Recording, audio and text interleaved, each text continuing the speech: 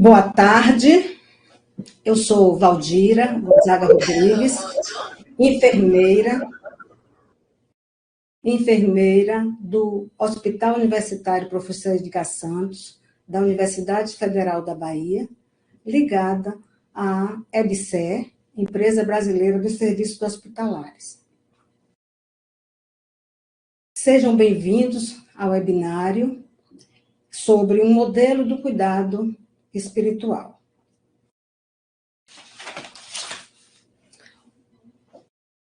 O objetivo com relação a esse trabalho, né? Todos nós sabemos que o cuidado em saúde situa-se para além da mera realização de procedimentos técnicos ou de uma interação vazia de sentidos. Desse modo, presume-se uma atitude interativa e que envolva o relacionamento entre as partes por meio do acolhimento, da escuta e respeito pelo sofrimento e história de vida. Uma melhor compreensão para essa assistência aos pacientes pode ser alcançada quando considera-se as dimensões física, mental, emocional e espiritual. Nesse sentido, é que estamos justamente com este evento webinário, que tem como convidado o professor Dr. Michel Ângelo, né, de Araújo, e com um projeto que nós estamos iniciando aqui no hospital, que visa despertar para um melhor atendimento aos pacientes, integrando todas essas dimensões do processo da assistência. Esperamos que seja um dos primeiros passos para adquirirmos conhecimento para podermos implementarmos essa assistência. Neste momento, eu quero agradecer imensamente a Comissão de Educação Permanente, que é ligada aqui à Divisão de Enfermagem, né? O CEAP-CEPEM, por ter organizado todo o evento com brilhantismo, com todo um carinho e boa vontade, e agradecer também ao Núcleo de Telesaúde por estar nos dando todo um apoio, né, dentro desse processo, para que nós possamos ter esse alcance a vários profissionais, a várias pessoas desse conhecimento. E o professor, quero agradecer também, de imediato, ao professor Michel, pela boa vontade, pelo interesse, pela disponibilidade e a gentileza de atender essa solicitação, né, sem pestanejar, né, justamente por entender, né, essa necessidade dentro do processo de assistência. O professor Dr. Michel Ângelo Marques de Araújo é da Universidade Federal do Ceará, com estágio de doutorado na Universidade Católica Portuguesa, Porto, em Portugal. Ele é mestre em cuidados clínicos em saúde pela Universidade Federal do Ceará, Estadual do Ceará, especialista em saúde mental e saúde da família, graduação em enfermagem pela Universidade de Fortaleza. Atualmente é professor adjunto da Universidade Federal do Ceará, orientador da Liga Acadêmica do Cuidado Espiritual em Saúde, membro da Comissão de Direitos da Universidade Federal do Ceará, coordenador do laboratório da Comissão de Direitos Humanos da Universidade Federal do Ceará, coordenador do Laboratório de Práticas Alternativas em Saúde, consultor de revistas no âmbito nacional e internacional. Atualmente, atua nas seguintes áreas: saúde mental, tanatologia, espiritualidade e filosofia do cuidado. Seja muito bem-vindo, professor, nós agradecemos imensamente.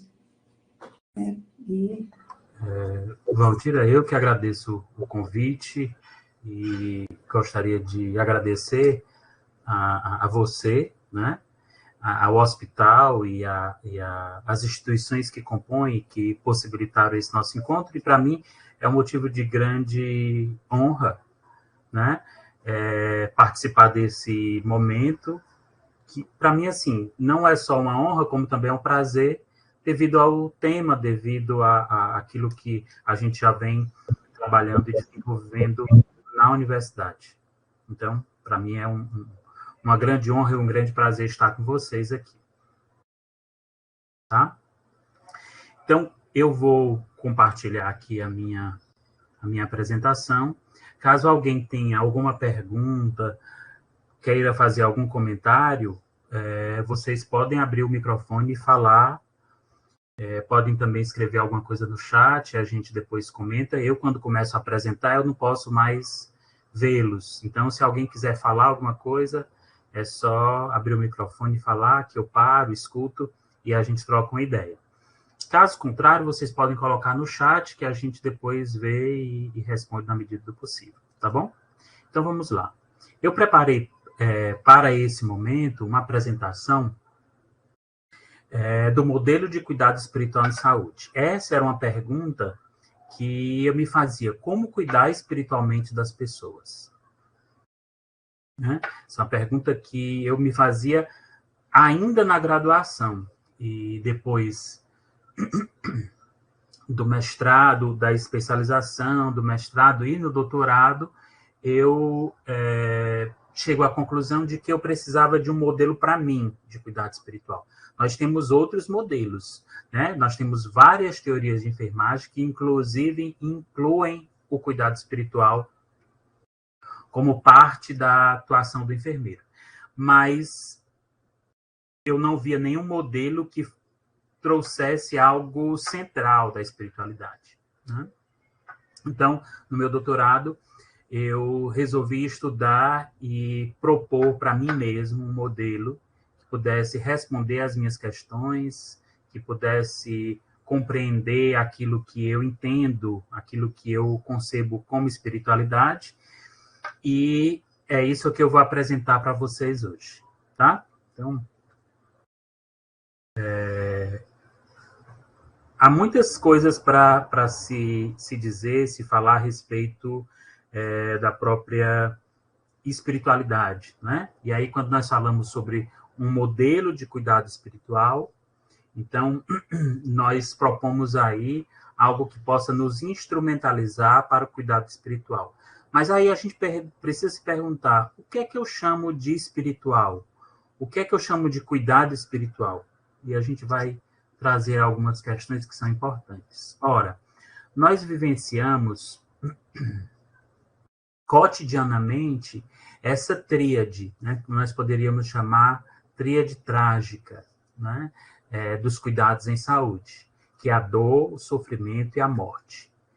Todos nós nos deparamos, direta ou indiretamente, com essas três coisas no nosso cotidiano de trabalho.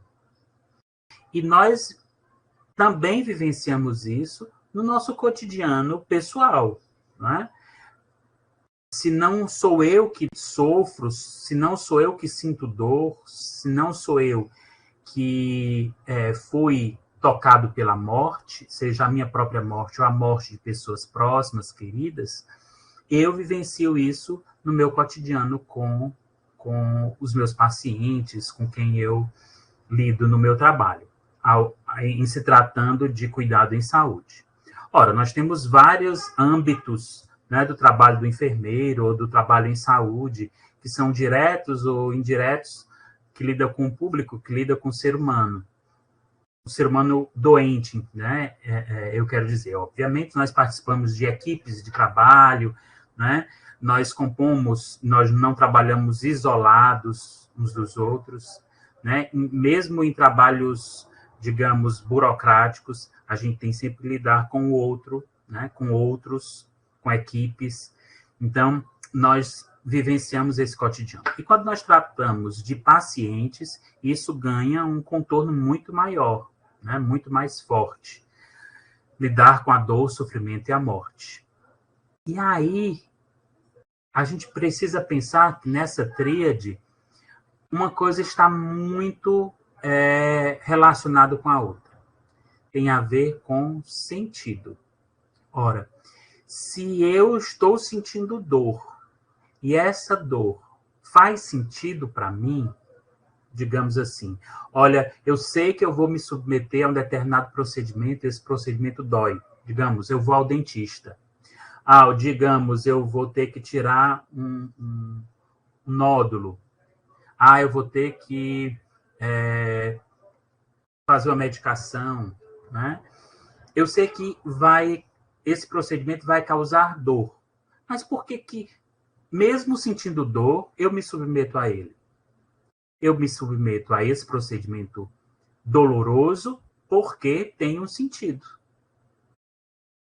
Né?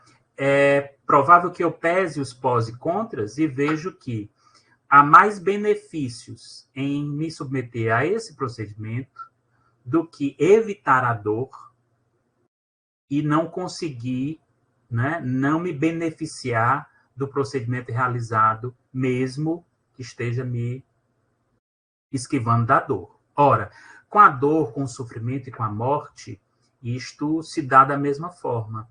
Obviamente, essas três categorias são categorias em que eu não deveria, como é que eu posso dizer, querer passar. Né? Obviamente, coisas são inesperadas, inexplicáveis, irremediáveis. Não tem como eu me livrar da dor, do sofrimento, da morte, de tudo, de todos os âmbitos. Ora, uma vez que a pessoa morre, eu vou ter que suportar a partida da pessoa, né? A morte da pessoa. Da mesma forma como determinados sofrimentos não tem como resolver isso. Portanto, nós vamos falar um pouco mais sobre isso, sobre sofrimento, sobre construção aí em relação a esta questão, porque isso vai encaixar naquilo que a gente chama de modelo espiritual. Ora, dor, sofrimento e morte, se elas são situações inevitáveis, elas provavelmente são fenômenos humanos ricos em sentido. Se eu posso resolver, se eu posso acabar ou se eu posso evitar, não tem por que passar por isso. Certo? Não tem por que passar por isso. Ora, se são inevitáveis, eu vou ter que passar por isso, nessa situação de irremediabilidade, digamos assim, né? Não tenho como evitar, não tenho como resolver de modo, eu preciso extrair dessa situação o sentido. Ora, o cuidado em saúde também reúne em si outra tríade, que a questão do sentido é posta aí como central, né? Que é o amor, o trabalho e o sofrimento. Olha aí o sofrimento se repetindo. Se vocês forem ver, boa parte das nossas dificuldades em lidar com o cuidado, em lidar com a doença, em lidar com o ser humano, é exatamente pela nossa dificuldade em relação ao sofrimento. Mas preste atenção que essas três categorias, amor, trabalho e sofrimento, são, digamos, aspectos da vida que são ricos de sentido. Por isso que o cuidado em saúde reúne essas três coisas. Reúne o amor, que são os encontros vivenciais com o outro, o trabalho, que são valores criativos que eu coloco à disposição do outro, e o sofrimento, que são, digamos aí, competências que eu consigo adquirir na minha vida, ao longo da minha vida, que são extraídas de momentos adversos, momentos difíceis. Tá? No cuidado em saúde, se exige uma série de instrumentos. Não tem como a gente lidar com o ser humano como lida com a máquina, né? Nós já vimos isso muitas vezes, e as tentativas que nós fizemos de lidar com o ser humano como uma máquina defeituosa, né, não deu certo. Portanto, é preciso que eu, no meu exercício de cuidado, precise lançar mão de muitos instrumentos de comunicação, de liderança, de compaixão, de evidência científica, de trabalho em grupo, de criatividade, né, de afetividade, de uma série de instrumentos que me ajudarão a dar conta desse trabalho tão exigente, tão difícil, que é o cuidado em saúde. E aí a dimensão do cuidado tem inúmeras dimensões, as dimensões mais, digamos, complexas possíveis. A gente tem uma dimensão do próprio ser, a dimensão ontológica, a dimensão genealógica, de uma construção histórica, crítica, que a gente precisa rever, por exemplo, a figura feminina nesse cuidado, né? A presença feminina no mundo. É preciso que a gente discuta isso com o olhar para a história. Precisamos ter clareza dessa dimensão crítica científica do cuidado, uma dimensão preventiva, uma dimensão reconstrutiva.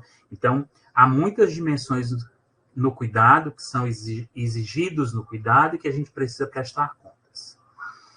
E é preciso que a gente reforce, essa talvez seja a nossa dificuldade, porque é preciso que no cuidado nós integremos as diversas formas de conhecimento. Por que é um desafio? Porque boa parte da nossa educação familiar, religiosa, escolar, universitária, inclusive na saúde, privilegia apenas a razão como forma de conhecimento. E, para além da razão, nós temos a sensação, a emoção e a intuição, que são formas interessantíssimas, ricas, tão ricas quanto a razão, de conhecimento, e que nós não fomos treinados, e nós nem fomos, digamos, sensibilizados para prestarmos atenção, para valorizarmos essas outras formas de conhecimento. Quantas vezes a gente contando determinadas coisas que sentiu, ou que percebeu, ou que intuiu, e as pessoas dizem para a gente, isso é besteira, isso é coisa da tua cabeça, isso não existe, né? E quantas vezes nós, ao intuirmos determinada coisa, ao sentirmos determinada coisa, ao percebermos determinadas coisas, agimos conforme a nossa intuição, conforme a nossa sensação, conforme a nossa emoção. E foi a melhor coisa que a gente fez. Como é que a gente pode trabalhar isso? De fato, há um déficit aí. Nós somos treinados, moldados para funcionarmos razoavelmente, né?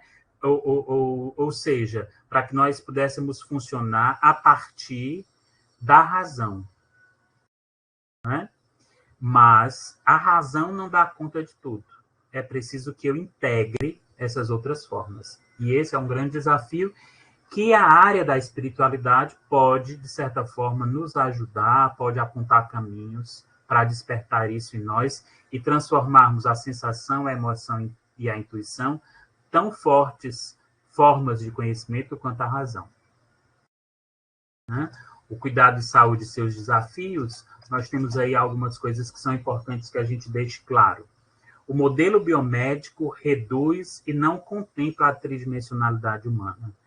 Ora, nós somos praticamente formados nesse modelo biomédico, centrado no corpo, centrado na doença e centrado na figura do médico e na figura do hospital, né? Esse modelo biomédico reduz muito, porque o ser humano não é só corpo, ele também é corpo, ele é mente e ele é espírito. Essas três dimensões é que compõem a integralidade do ser humano. E se compõe a integralidade do ser humano, quando eu cuido, eu deveria cuidar a minha intencionalidade, né? De fato, ir ao encontro do outro e desse encontro total. Não só de partes desse ser humano, né? Mas o total. Como eu já falei, a fuga do sofrimento e a busca desesperada por felicidade tem nos distanciado uns dos outros, tem nos tornado incompetentes, muitas vezes, para cuidar dessa pessoa.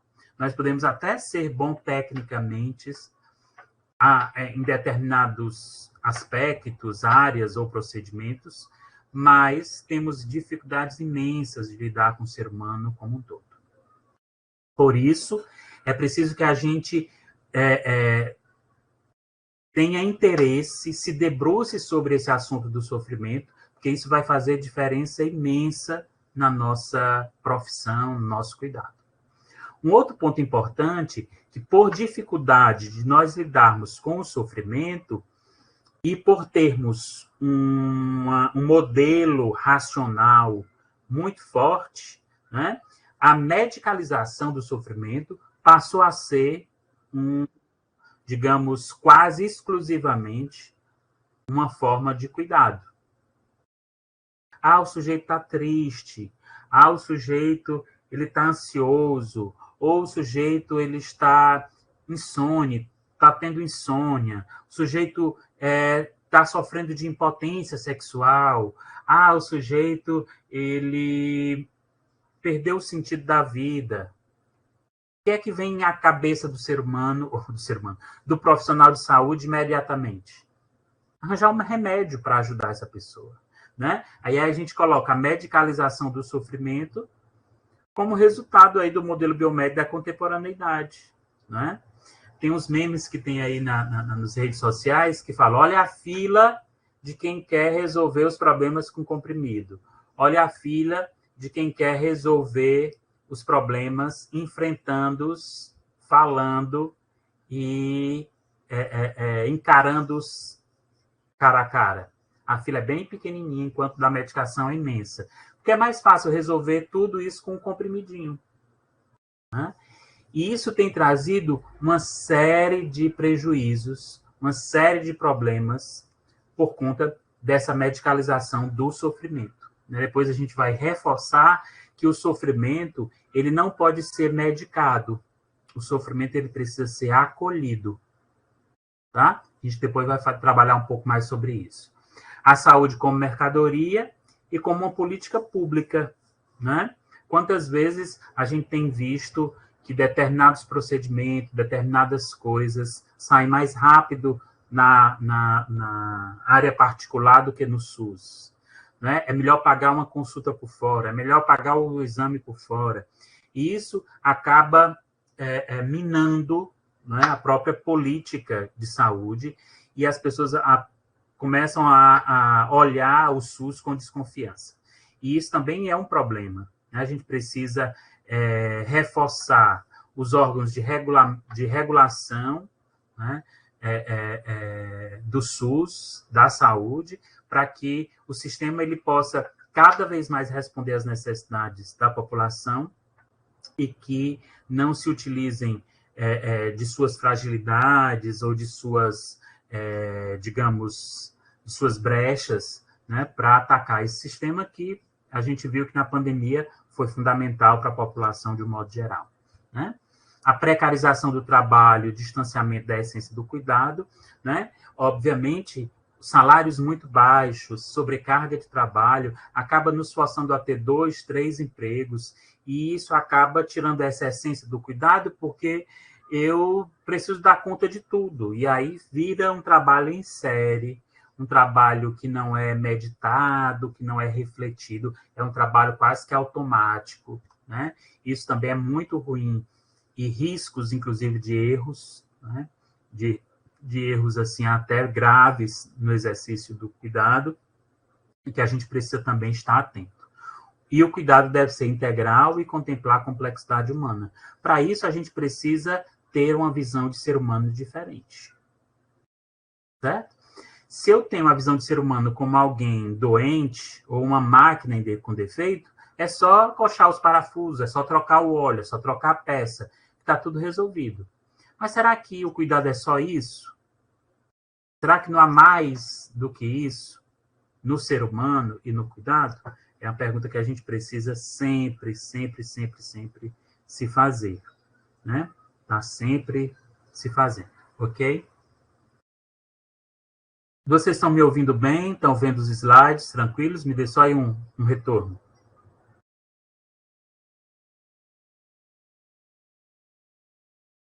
Sim, professor. Ok. Ok, obrigado. Sim. Sim. Ora, todos nós aí, vocês vão também ter, provavelmente têm ou vão ter as suas implicações aí no cuidado.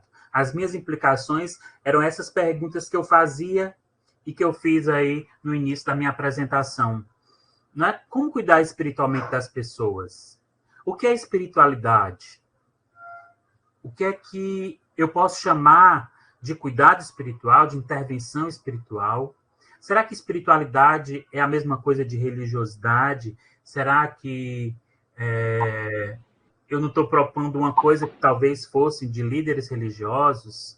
Será que eu não estou propondo alguma coisa que é de psicólogos, por exemplo? Então, essas indagações me fizeram constatar a necessidade de um modelo de cuidado que contemplasse a integralidade do ser humano nas suas dimensões física, psíquica e espiritual.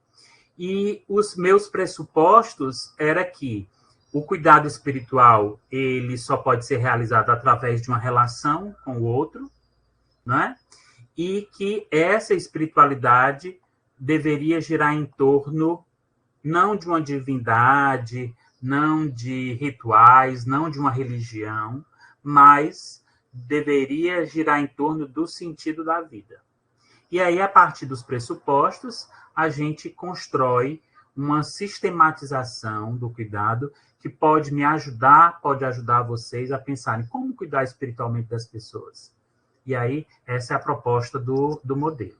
Eu vou falar aqui para vocês rapidamente que na enfermagem nós já temos diagnósticos especificamente relacionados à espiritualidade.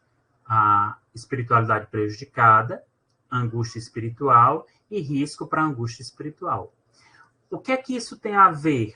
Né? Assim, como é que eu posso começar a investigar no meu paciente se ele tem espiritualidade prejudicada, se ele tem angústia espiritual, se ele tem risco para angústia espiritual? Aí eu vou investigar falta de sentido da vida, frustração existencial e, por último, vazio existencial. Tá?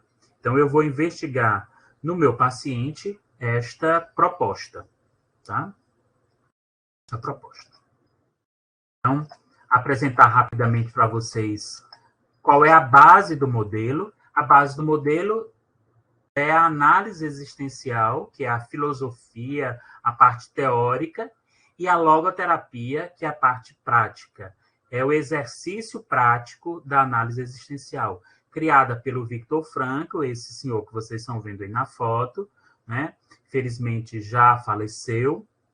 Ele teve uma experiência nos campos de concentração como prisioneiro, fez do campo de concentração, dos campos de concentração em que ele passou, um laboratório de que, de fato, o ser humano ele é movido não pelo poder, não pelo prazer, mas pelo sentido, né? Ele recebe influência, sobretudo, da fenomenologia, né? E do existencialismo, né? E, a partir daí, ele vai desenvolver uma teoria em que diz que o ser humano é mais do que suas estruturas biológicas e psicológicas, ele, sobretudo, é orientado pelo espiritual, pelo sentido da vida. E essa dimensão espiritual, que nós vamos falar mais à frente, essa dimensão espiritual, ela é expressa a partir da sua liberdade, da responsabilidade e da vontade de sentido que há em cada ser humano. Então, se alguém duvidar o que é espiritualidade, a espiritualidade tem a ver com a capacidade do ser humano de ser livre, responsável e buscar um sentido, porque ele tem uma vontade de sentido. Tá?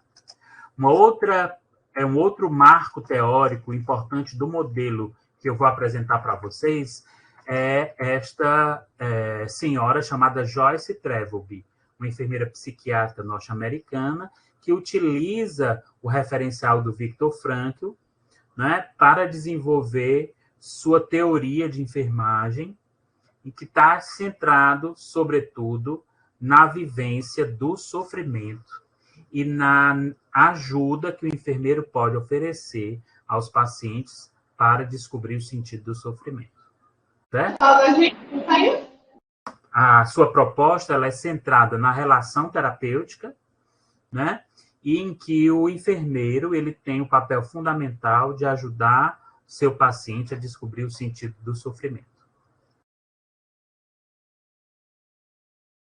E aí, eu falo para vocês da tridimensionalidade humana. Precisamos compreender o ser humano como um ser tridimensional, um ser que tem um corpo, um ser que tem uma mente e um ser que tem um espírito. Ora, o que nós chamamos de corpo é a estrutura física do ser humano, a estrutura biológica, né? A estrutura concreta. Nós chamamos de mente, psique ou alma, a parte imaterial do ser humano, que tem a ver com seus sentimentos, seus pensamentos, suas emoções, suas sensações, suas percepções, sua memória, sua orientação, seu julgamento, sua consciência, sua atenção, são processos psicológicos aí. Você não vai encontrar no seu corpo uma parte que seja responsável pela sua memória. Você vai ter no seu cérebro uma área ou outras áreas que são responsáveis, por exemplo, por fazer funcionar determinadas coisas, né? Digamos, processos elétricos, processos biológicos, que fazem com que você acesse esse pensamento, acesse essa memória, mas não necessariamente naquele lugar está guardada aquela memória. É algo imaterial. E, por último, nós temos uma dimensão espiritual, ou uma dimensão do espírito, né? Que isso tem a ver com aquilo que nos exclusifica. Ou seja, o que é que nos torna diferente de todos os outros seres vivos? Nós concebemos isso como dimensão espiritual. Por exemplo, a arte. Só o ser humano faz arte. A política, a religião, a ética. Ok?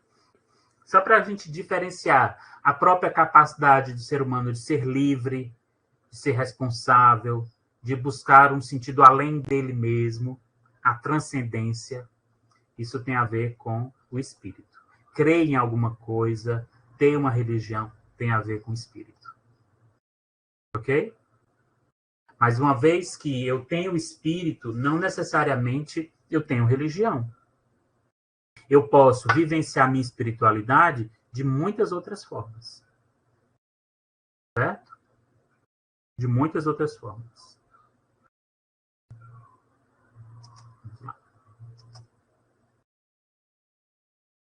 Eu vou falar para vocês agora da primeira fase do cuidado espiritual. Alguém poderia me perguntar, Michel, mas como é que eu começo o cuidado espiritual? Né? A construção do cuidado espiritual se dá com esses dois triângulozinhos aqui. O triângulo do paciente e o triângulo do cuidador. Vocês percebam que é esse triângulo aqui que eu estava falando. Todo ser humano, ele tem essa configuração aqui, né? Que é um ser tridimensional e que uma coisa está ligada à outra, tá? Uma coisa está ligada à outra. Ok? Então, sintomas físicos, sintomas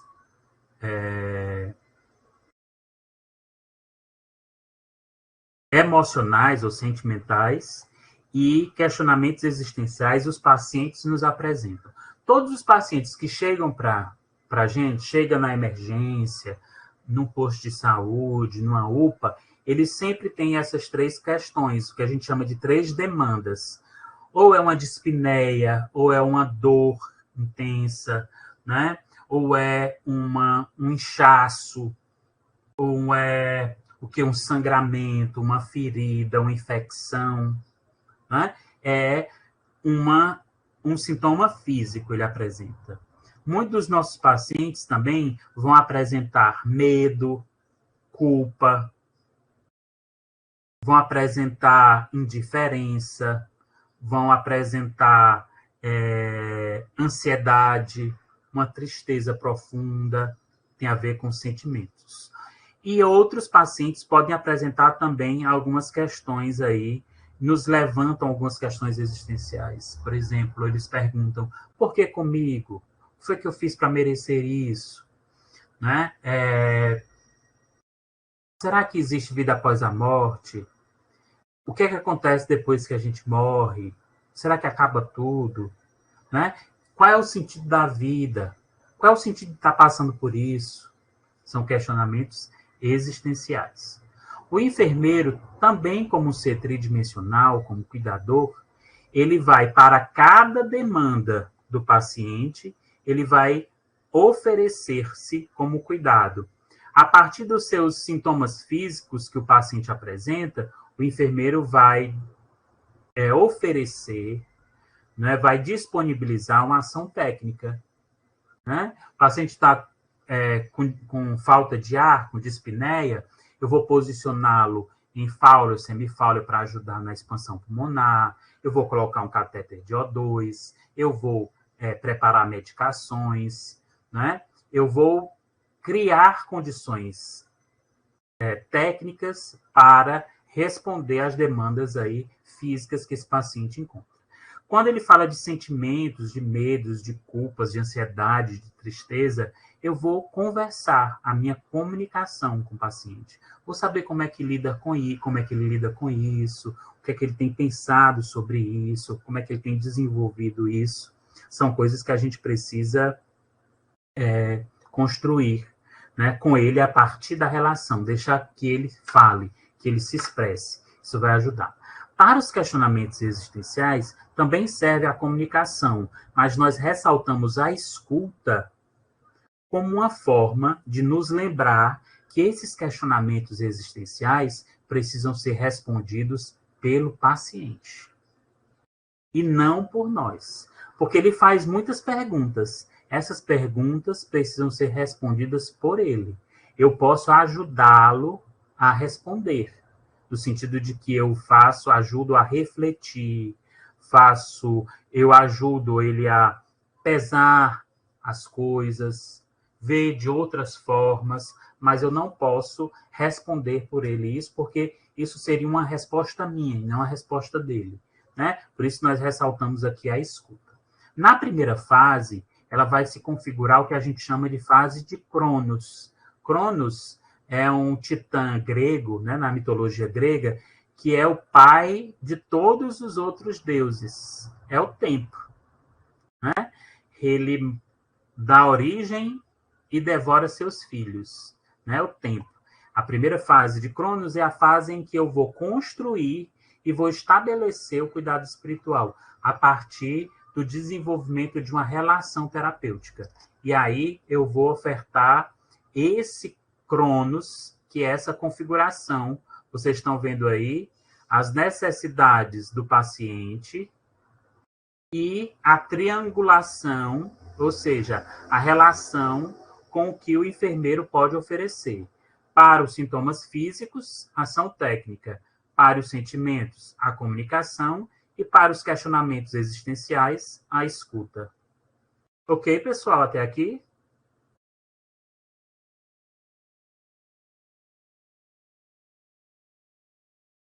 Vocês querem fazer alguma pergunta? Tem algum questionamento?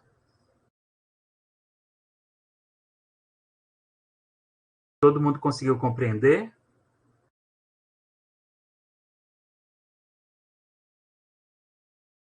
Me dê pelo menos um retorno, se ouviram bem, se estão aí. Sim, eu escutei bem. Ok. Eu faço essa pergunta porque eu não vejo vocês, eu só vejo a minha tela. Então, pode ter havido algum problema aí de conexão. Eu estou falando aqui, nem sei se vocês me escutam. Mas tem alguma questão, tem alguma pergunta até agora? Querem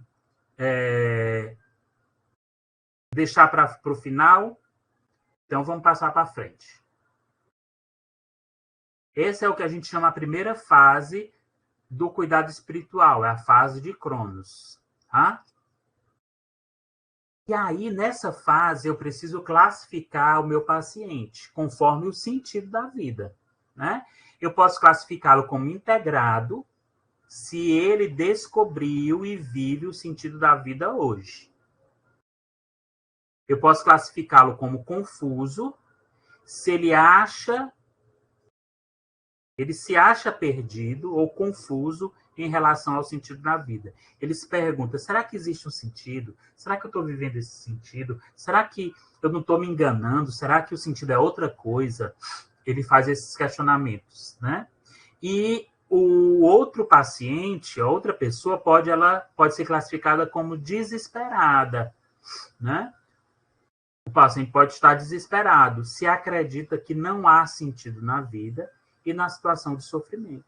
Portanto, para ele é desesperador passar pelo que ele está passando sem que ele encontre um sentido. E isso talvez essa classificação seja a classificação mais importante. Porque, às vezes, a gente consegue cuidar fisicamente do paciente, o paciente se restabelece, fica bem fisicamente, mas há uma série de coisas que faz com que ele não esteja bem, nem psiquicamente, psicologicamente, nem espiritualmente. Porque tem a ver com a situação em que ele passa, se ele entende a situação que passa, se ele encontra sentido na situação que passa, ou se ele acha que é apenas sofrimento, que não há sentido nenhum nisso. Tá? Então, nós classificamos, a partir do Cronos, o paciente como integrado, confuso ou desesperado. Tá? Aí a gente começa a entrar na segunda fase do cuidado espiritual, que a gente vai chamar de Kairos. Depois eu vou explicar para você aí o significado. Ora, nós temos também triângulos. Aqui é o triângulo do ser humano, tá? Valores criativos, valores atitudinais e valores vivenciais. São valores que o Viktor Frankl nos aponta que são importantes caminhos para se descobrir o sentido da vida. Se você tem alguém que vale a pena viver, você realiza, você vivencia os valores vivenciais. Se você tem alguma coisa para fazer, algum projeto, alguma atividade, alguma realização, algum trabalho, você vai vivenciar os valores criativos. E se você é uma pessoa que já passou por muitos sofrimentos, por muitos perrengues, por muitas dificuldades, é provável que hoje você vivencie os valores atitudinais como importantes para responder, para enfrentar todas as coisas que podem vir aí à sua frente. Certo? Ok? A partir dos valores vivenciais, nós temos também o que nós chamamos de virtudes. Essas virtudes são as principais virtudes do ser humano. É o que a gente chama de virtudes teologais. As virtudes teologais, na concepção cristã, são dadas ao ser humano por Deus, que é o amor, a esperança e a fé. Se a gente for olhar para esses dois triângulos, eles também têm uma relação muito próxima um com o outro. E quando nós estamos na fase 2, que é a fase de Kairos, esses triângulos também eles fazem uma triangulação para nos ajudar a vivenciar ou a descobrir o sentido da vida. Ora, para os valores vivenciais, que é ter alguém que vale a pena viver, a gente vai encontrar o amor. Se você perguntar a uma mãe por que ela não pode morrer agora, ela vai dizer, porque eu tenho meus filhos para criar. Né? Se você perguntar a alguém por que ele não abre mão, assim, não descansa já, não entrega os pontos, ele provavelmente vai dizer que tem alguém que depende dele, tem alguém que ainda é muito pequeno, tem alguém que ainda é muito imaturo, tem alguém que vai ficar perdido, confuso, desorientado se ele partir. Então, a gente vê valores vivenciais, o amor.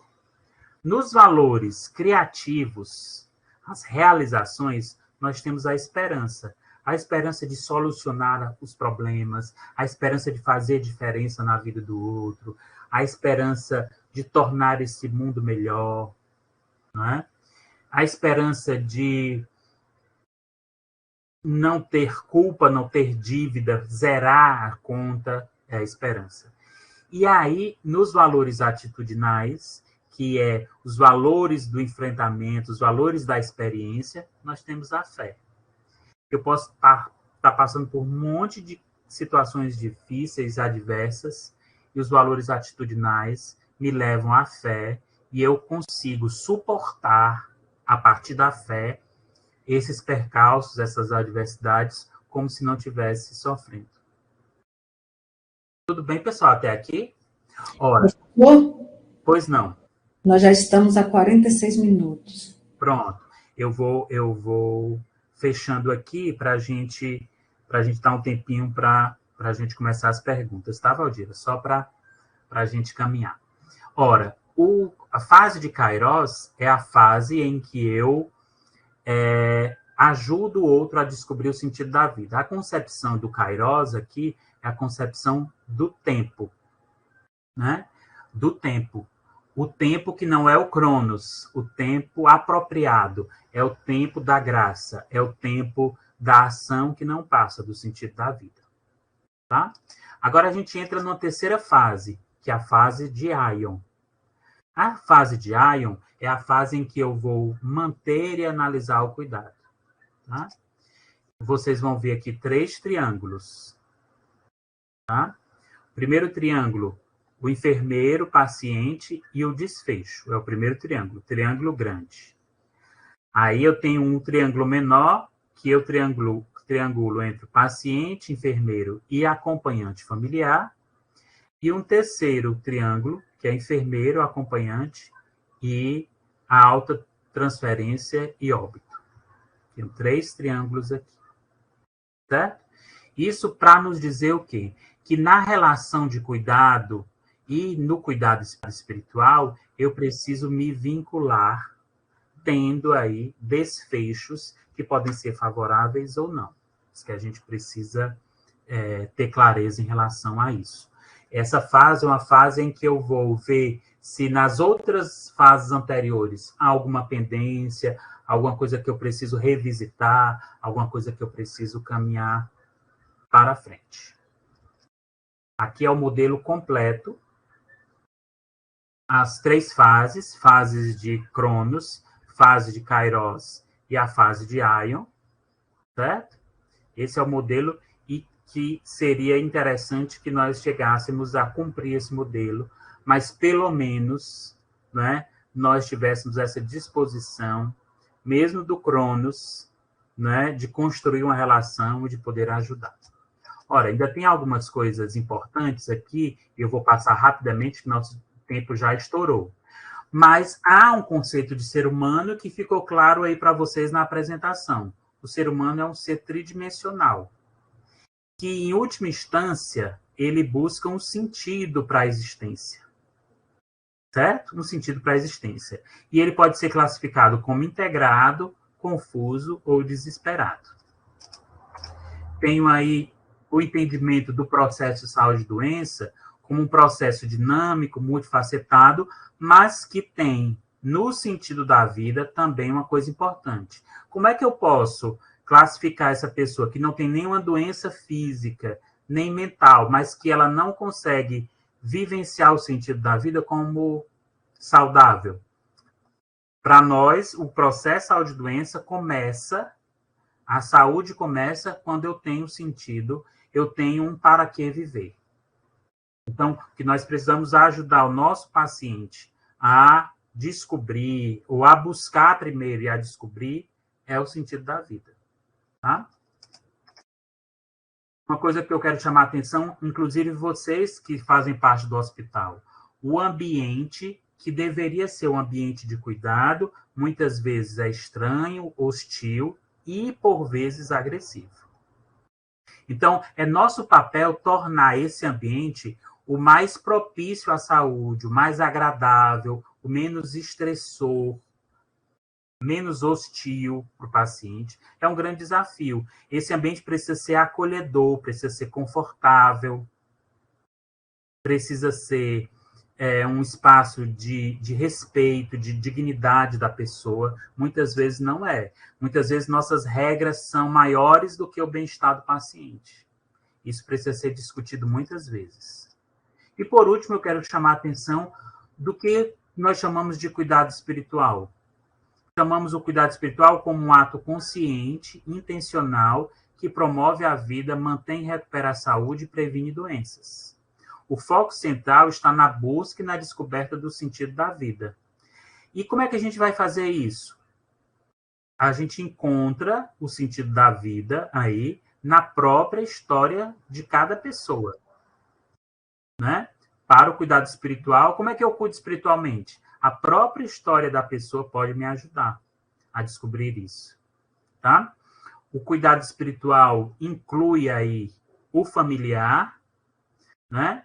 E esse cuidado precisa ser ofertado desde o momento em que o sujeito tem clareza do que é, até quando ele morre, tá? Nesse cuidado espiritual está presente a relação terapêutica, o favorecimento da expressão de sentimentos, possibilidade de encontros e resoluções de conflitos, ajudar a encontrar o sentido da dor, do sofrimento, da morte, o alívio da dor, né?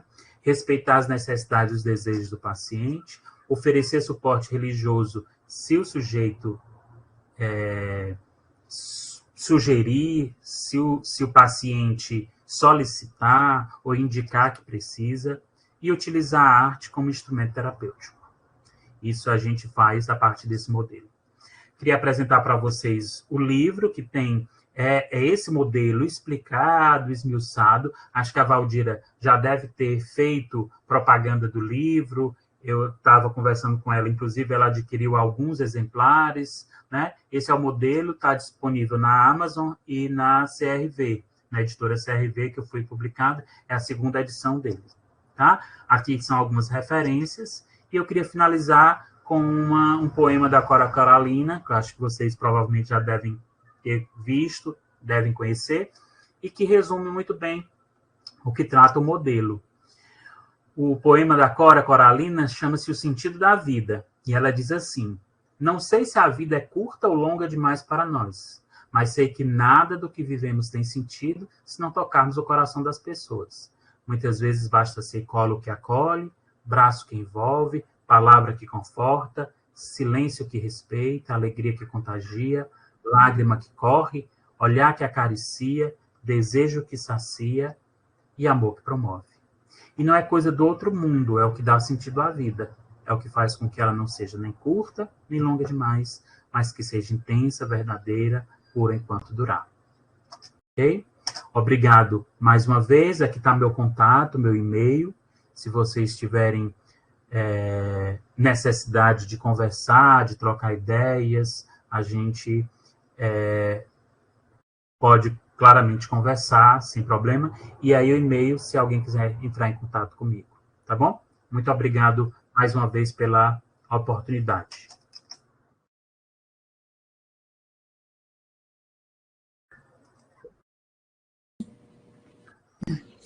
Professor, tem um questionamento de Letícia Paranhos, né, um comentário onde ela faz: há muitas construções dos animais que são artísticas e na natureza em geral. Já foi verificado que os animais têm altruísmo, praticam política e ética. Vê o livro A Política dos Chimpanzés. Os animais também são tríades: físico, mente e espírito. Biologicamente, o ser humano é um animal. Biologicamente, o ser humano é um animal. Esse é um questionamento. Pronto, essa é uma questão interessante. Mas é importante que a gente entenda que eles podem ter construções artísticas e construções políticas ou qualquer coisa desse tipo, organização, por exemplo, né, disciplina, mas eles são programados para isso, tá? E eles não sentam na beira do tempo e ficam observando o que fizeram. Como é bonito o que eu fiz. Ou então, eles não param e ficam admirando o que realizaram. Obviamente, isso é de ser humano. O artista não é só o que faz. O artista é o que faz e o que vê naquilo uma arte. Tá? Então, a gente precisa diferenciar isso bem. Obviamente, a gente vai encontrar muitos traços dos animais que parecem artísticos, parecem políticos, parecem até religiosos, né? Mas eles são programados para isso. Nós não. Nossa programação é limitada no sentido de que eu posso decidir ou não cumprir determinadas programações. Obviamente, como seres, como animais, nós somos também programados e não tem como desprogramar isso. Por exemplo, nosso coração está batendo mesmo que eu não mande nenhum comando consciente para ele bater. Ele bate sozinho. Isso é uma programação. No dia que essa programação falhar, estou ferrado. Né? Por exemplo, a minha construção biológica, a minha necessidade alimentar, fisiológica, de excreção, de sono, por exemplo, é programada. É programada. Eu faço isso programado mesmo. Né? Se eu não fizer o que a programação, digamos, me inclina, eu vou ter problema. Mas interessante que mesmo diante de algumas programações, né, eu ainda posso decidir. Por isso que a gente faz greve de fome. Né? Para que a gente faz greve de fome? Faz greve de fome diante de uma programação que naturalmente foi feita para ser cumprida. Né? Então, não sei se deu para responder, né? Mas é nesse sentido. O ser humano é um ser espiritual exatamente porque ele tem a capacidade, a liberdade e a capacidade de fazer escolhas a partir dessa liberdade. Tá? Mais algum questionamento verbal, pessoal? Porque realmente o horário está encerrando. Bem, queria informar que durante os presentes, né, nós, como foi prometido, fizemos o sorteio de 2 livros. E queria informar que 19, Ana Maria Menezes Barros foi contemplada no sorteio e que Laís Paulo Damasceno também foi contemplada aqui no sorteio. Esse sorteio foi realizado mediante uma lista de presença, né, das pessoas que estão presente durante a palestra. Quero agradecer a todos, principalmente ao professor, né? Muito obrigado pela presença de todos, muito obrigado ao professor por essa brilhante palestra e, né, estaremos aí tentando melhorar esse trabalho da assistência aos nossos pacientes no âmbito da inclusão, da atenção na espiritualidade.